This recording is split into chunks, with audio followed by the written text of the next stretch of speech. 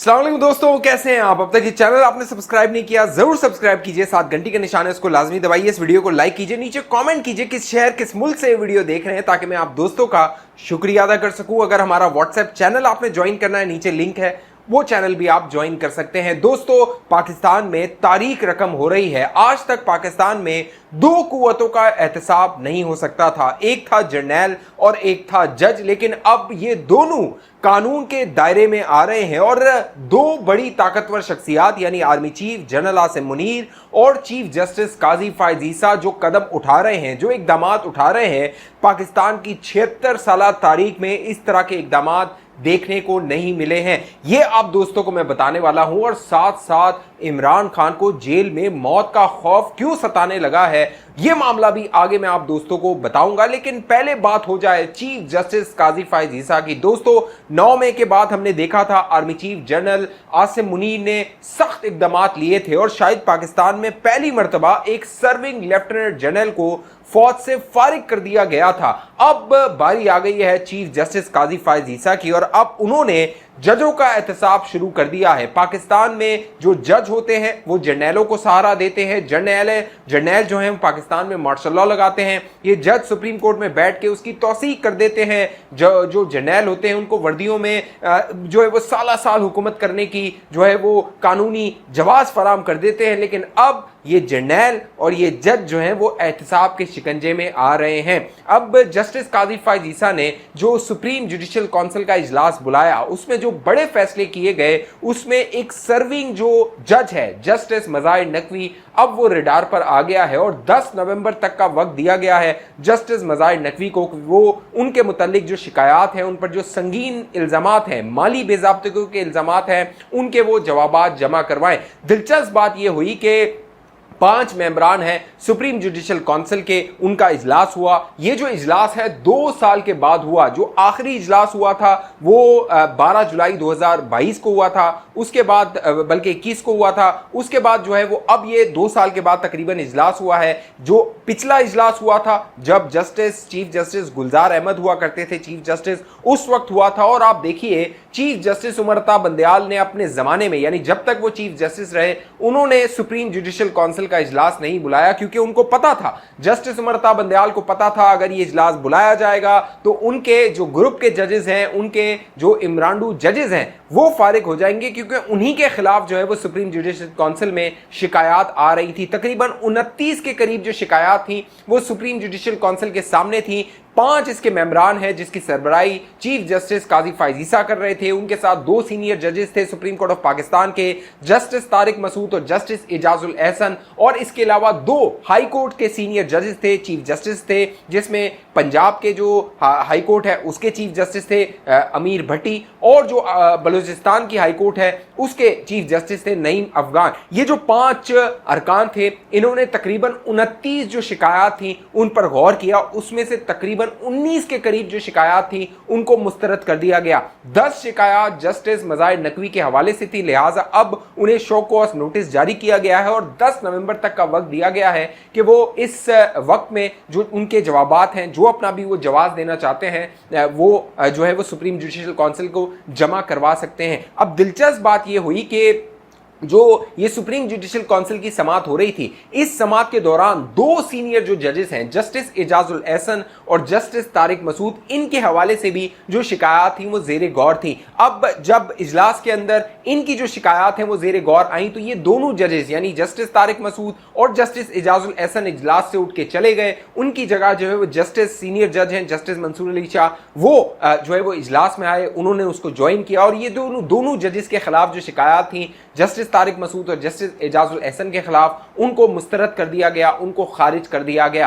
अब मामला यह है कि जो ये इजलास हुआ, इसमें जो जस्टिस मज़ाहिर नकवी को शो कॉज नोटिस जारी किया गया, ये 3-2 से फैसला आया। जो 3 जजेस थे जिन्होंने इस शो कॉज नोटिस की हिमायत की, उसमें चीफ जस्टिस काजी फायज ईसा थे, जस्टिस तारिक मसूद थे और बलूचिस्तान हाई कोर्ट के जज चीफ जस्टिस नईम अफगान शामिल थे। जबकि दो जो जजेस हैं जिनके बारे में गुज़िश्ता जो चीफ जस्टिस थे उमर अता बंदयाल, उनके ज़माने में ये तासुर बड़ा तकवीयत मजबूत था कि ये दोनों जजेस जो हैं, चाहे वो पंजाब हाई कोर्ट के चीफ जस्टिस हों जस्टिस अमीर भट्टी, जिनके दामाद जो है वो तहरीक इंसाफ का हिस्सा थे, और जो सुप्रीम कोर्ट के जज हैं जस्टिस एजाजुल एहसन, ये दोनों उमर अता बंदयाल के ग्रुप के थे। इनका ये कहना था इजलास के दौरान कि हमें वक्त चाहिए ताकि हम जो जस्टिस मज़ाहिर नकवी के खिलाफ शिकायत हैं उनका मजीद जायजा ले सके। लेकिन जो तीन जजेस थे उन्होंने फैसला किया कि जस्टिस मज़ाहिर नकवी को शो कॉज नोटिस जारी किया जाएगा, उनसे इस हवाले से जवाब तलब किया जाएगा। ये जो जस्टिस मज़ाहिर नकवी हैं, जहां उनके खिलाफ सुप्रीम जुडिशल काउंसिल में शिकायत आई थी, माजी में उनकी चंद ऑडियोज भी जो है वो लीक हुई थी, और जब वो ऑडियोज लीक हुई थी उसके बाद एक कमीशन बनाया गया था गुज़िश्ता हुकूमत की जानिब से, जिसकी जो सरबराही थी वो भी चीफ जस्टिस मौजूदा काजी फायज ईसा कर रहे थे। उस वक्त साबिक चीफ जस्टिस उमर अता बंदयाल ने उस कमीशन को काम करने से रोक दिया था। लेकिन अब देखना यह है कि मौजूदा चीफ जस्टिस उस मामले को किस तरह आगे बढ़ाते हैं।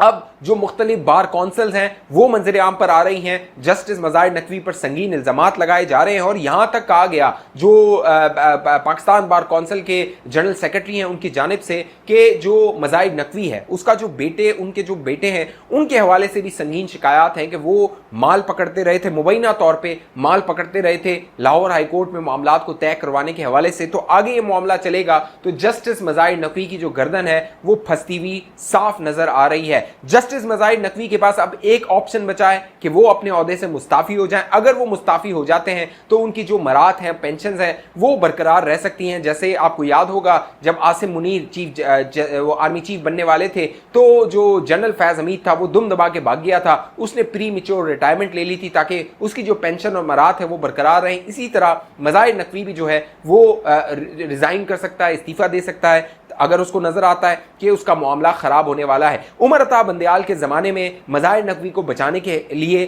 चंद इकदाम किए गए थे। उनमें पहला जो कदम उठाया गया था वो ये था कि जस्टिस तारिक मसूद के खिलाफ एक कंप्लेन दायर करवाई गई थी एक आमना मलिक नामी खातून के जरिए कि जो मज़ाहिर नकवी है उसके मामले को ठंडा करने के लिए या उस पर कोई डील बनाने के लिए जस्टिस तारिक मसूद को दबाव में लाया जाए। और दिलचस्प बात यह हुई, ये भी खबर आ चुकी है कि जो उमर अता बंदयाल था उसने बाकायदा जस्टिस जो तारिक मसूद है उसको कॉल की और कॉल करके कहा कि अगर आप मज़ाहिर नकवी वाला मामला जो है उसको ख़त्म कर दें या फिर उस पर अपनी राय दे दें, उसको ख़त्म करें, तो आपका जो मामला है उसको भी मैं ख़त्म कर सकता हूं। ये जो डील थी ये साबिक चीफ जस्टिस उमर अता बंदयाल की जानिब से जस्टिस तारिक मसूद को ऑफर की गई थी। लेकिन बाद में ये खबर आई कि जस्टिस तारिक मसूद ने जो है वो उसको रद्द कर दिया और कहा कि आप जो भी मामला है उसको सुप्रीम जुडिशियल काउंसिल लेकर जाइए, वहां पे मामले को देखा जाएगा। अब जहां पे मज़ाहिर नकवी को शो कॉज नोटिस जारी किया गया है वहीं जस्टिस तारिक मसूद से भी जवाब तलब कर लिया गया है। और अगली जो समात है उसमें दिलचस्प बात यह है कि जो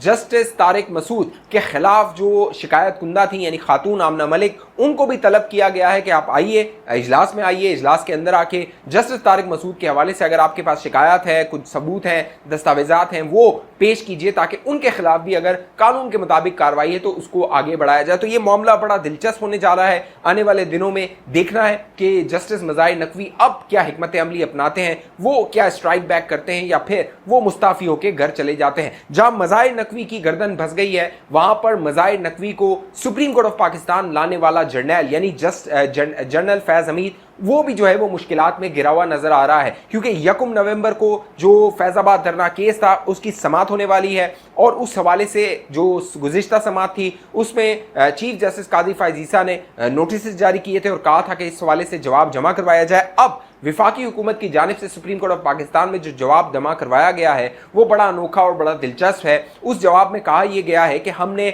9 रुकनी एक JIT बनाई है जो कि फैजाबाद धरना केस के हवाले से जो भी जिम्मेदारान थे उनका तयन करेंगे, लिहाजा हमें 1 दिसंबर यानी 1 महीना मजीद दे दिया जाए ताकि उन लोगों का तयन किया जा सके। अब ये जो फैजाबाद धरना केस है इसमें सबसे मरकजी जो किरदार था वो जनरल फैज हमीद साबिक DG ISI थे, लिहाजा सबको नजर आ रहा है कि उनकी गर्दन फंस सकती है। अब देखना यह है कि 1 नवंबर को जब इस मामले की समात होगी तो चीफ जस्टिस काजी फायज ईसा हुकूमत को मजीद 1 महीना दे देते हैं कि इस मामले की समात की जाए, इस मामले की तहकीकात की जाए। और वो जो JIT बनाई गई है उसमें कहा जा रहा है कि ISI के लोग हैं, MI के लोग हैं आईबी के लोग हैं, दीगर एजेंसीज के लोग हैं जो कि इस मामले की तहकीकात करेंगे और रिपोर्ट 1 महीने बाद सुप्रीम कोर्ट ऑफ पाकिस्तान में जमा करवाई जाएगी। तो जस्ट जो साबिक जो है वो आईएसआई चीफ हैं जनरल फैज हमीद, बजाय ये नजर आ रहा है कि उनके लिए भी मामला जो है वो आने वाले दिनों में अच्छे नहीं होंगे। और इमरान खान वैसे ही फंसा हुआ है। अब इमरान खान को ये फिक्र लाक हो गई है कि अडियाला जेल के अंदर उसको मारा जा सकता है। अब इस्लामाबाद हाईकोर्ट में जब मामले की समाअत हो रही थी तो इमरान खान ने पहली बार अब ये दावा कर दिया है कि अडियाला जेल के अंदर उनको स्लो पॉइजन दिया जा सकता है, यानी आहिस्ता आहिस्ता उनके खाने में जहर मिलाकर उन्हें जो है वो मारा जा सकता है, कत्ल किया जा सकता है। जिस तरह इमरान खान के मुताबिक वजीराबाद में उन पर एक हमला किया गया था, अब जेल के अंदर उन्हें इस तरह कत्ल किया जा सकता है, क्योंकि इमरान खान का दावा है मुबैना तौर पे कि उन्हें ऑफर की जा रही है कि वो मुल्क से चले जाएं, मुल्क को छोड़ दें, लेकिन वो पाकिस्तान छोड़ने को तैयार नहीं। दूसरी जानिब जो अलीमा खान है, इमरान खान की बहन है, वो इन तमाम बातों की तरदीद कर रही हैं कि इमरान खान को इस तरह की ना कोई ऑफर की गई है, ना ही इमरान खान को कोई डील जो है वो देने की कोशिश की गई है। जो कह लीजिए ताकतवर हल्के हैं उनकी जानिब से कि इमरान खान की मिन्नतें की जा रही हो कि खुदा के लिए तू पाकिस्तान से चला जा, तो ऐसी कोई बात नहीं है। लेकिन इमरान खान अपने कारकुनान को एक मरतबा फिर जो है वो ट्रक की बत्ती के पीछे लगाने के लिए ये तासुर दे रहा है कि शायद जेल के अंदर जो है वो उसे ऑफर्स की जा रही हैं और वो मुल्क छोड़ने को तैयार नहीं है। तो इस तरह का कोई मामला नहीं है। आने वाले दिनों में देखना है इमरान खान कितना जो है वो डटकर खड़ा रहता है। इस हवाले से आप दोस्तों की जो भी राय नीचे कमेंट जरूर कीजिए। अब तक ये चैनल आपने सब्सक्राइब नहीं किया जरूर सब्सक्राइब कीजिए, साथ घंटी का निशान है उसको लाजमी दबाइए। फेसबुक पे देखने वाले दोस्त पेज को लाइक फॉलो करके इस वीडियो को लाजमी शेयर कीजिए। व्हाट्सएप चैनल अगर हमारा आपने ज्वाइन करना है, नीचे लिंक है डिस्क्रिप्शन में, उसको जाके जो है वो ज्वाइन कर लीजिए। अगली वीडियो तक मुझे इजाजत दीजिए, अपना ख्याल रखिएगा। पाकिस्तान जिंदाबाद।